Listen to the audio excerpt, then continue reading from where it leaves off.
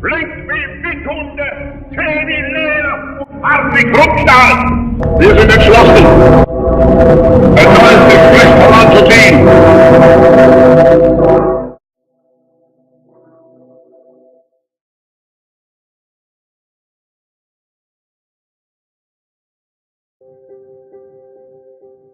World War I, a war that devastated people and left Europe in ruins. The years that followed saw the continent struggle to recover from the death and injury of millions of soldiers and civilians, as well as catastrophic damage to property and industry. In 1933, over 9 million Jews lived in Europe, 1.7% of the total population, working and raising families in the harsh reality of the worldwide depression.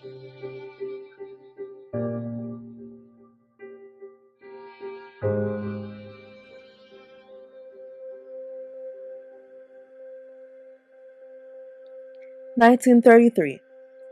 World War I still fresh in the people's minds of Germany, of the humiliating defeat that happened 15 years earlier.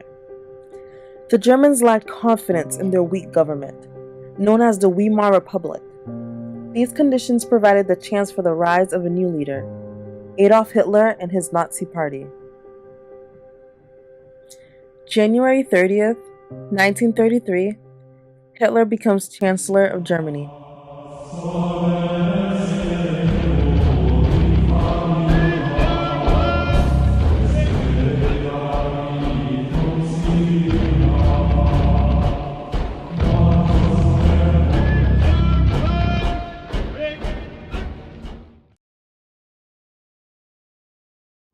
After World War I and during World War II, it was said that Pope Pius was collaborating with Hitler. Throughout the years, there has been accusations about Pope Pius XII's relationship with Hitler and the Nazis. In recent years, Pope Pius XII had been criticized on being silent during the Holocaust, not doing enough to stop Hitler, and not playing an active role in preventing the prosecution of the millions of victims. After the 1960s, his reputation was shattered by the famous play The Deputy and the book Hitler's Pope by John Cornwell, which changed people's perspective towards the Pope. John Cornwell accused him of being an anti-Semite and portraying him as a dictatorial authority. The play and the book defamed the Pope and accused him of silence and inaction over the Jews. After the signing of the Concordat, he was condemned even more.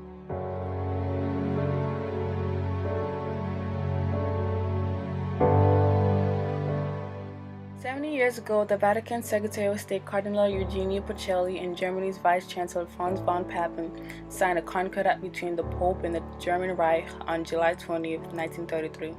The concordat specified the Church's rights in the Third Reich. As a result of this agreement, the Catholic Church agreed not to oppose the political and social aim of the Nazi Party. Pope Pius hoped that the concordat would allow the Catholic Church in Germany to be utilized from any interference from the Nazis. Throughout the war, Pope Pius XII never speaks out against the Nazis, about the killing of the Jews, the Gypsies, the Poles. Why was he silent? Well, it's interesting that the view of Pius XII, the common view before my book, is that he was the silent Pope and that this was the great scandal. In fact, it's a pity he wasn't completely silent, because the fact is that he did speak out. He spoke out at Christmas 1942. So finally he speaks, Christmas 1942. And what does he say? Instead of telling the true figures, the millions that were going to their deaths, he scales it down to hundreds of thousands. He doesn't mention the word Jews. In fact, he says here, I shall read it.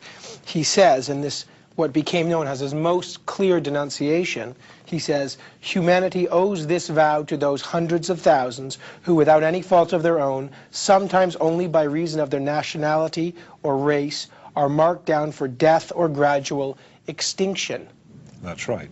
And that's all he said throughout the war. That is the fullest extent of all his statements during the war.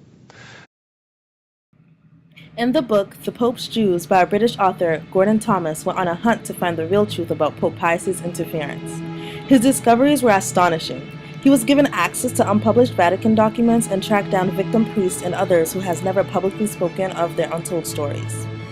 Thomas explains how Pope Pius oversaw a secret operation with code names and fake documents for priests who had risked their lives to save Jews. Pope Pius XII at his death in 1958 was hailed as a hero of the Holocaust years. Golda Meir, Prime Minister of Israel, thanked him for having saved 800,000 Jews. As of countries such as Hungary, Turkey, Italy, Romania, and the US has expressed their appreciation. His reputation has undergone repeated attacks since the fictional play The Deputy and Hitler's Pope by John Cornwell, accusing him of silence and complicity during the Holocaust.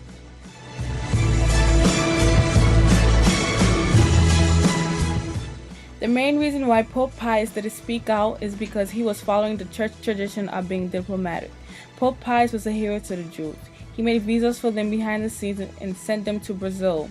Not only did he make visas for Jews that converted to Catholicism, but also practicing Jews all over Europe. And what needed to be done.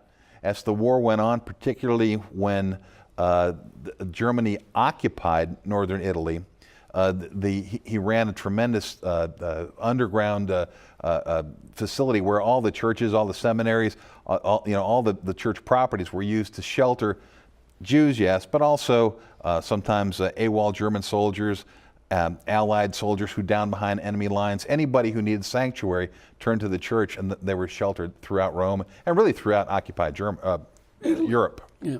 Now, here's the question.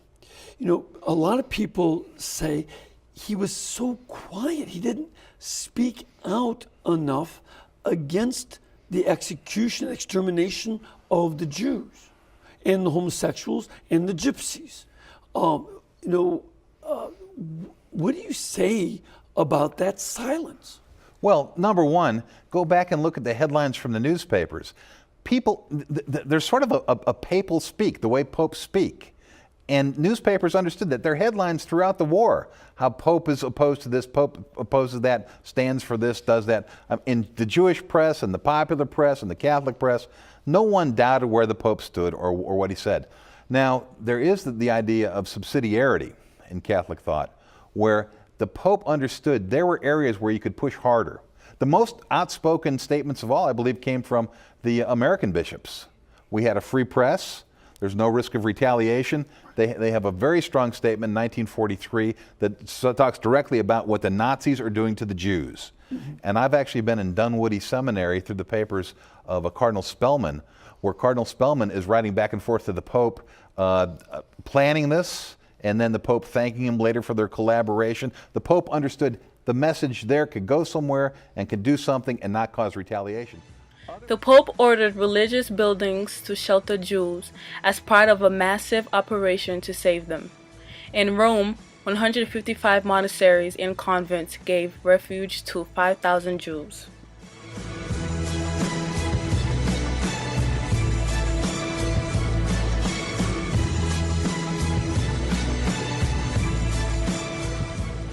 The audience consisted of Jews right here from Rome, and many of them acknowledged the fact that without the church, their families would have been destroyed.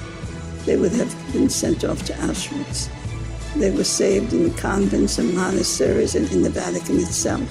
The convents had areas that are cloistered, and without the authorization of the Pope, they would not have accepted all these strangers in their midst.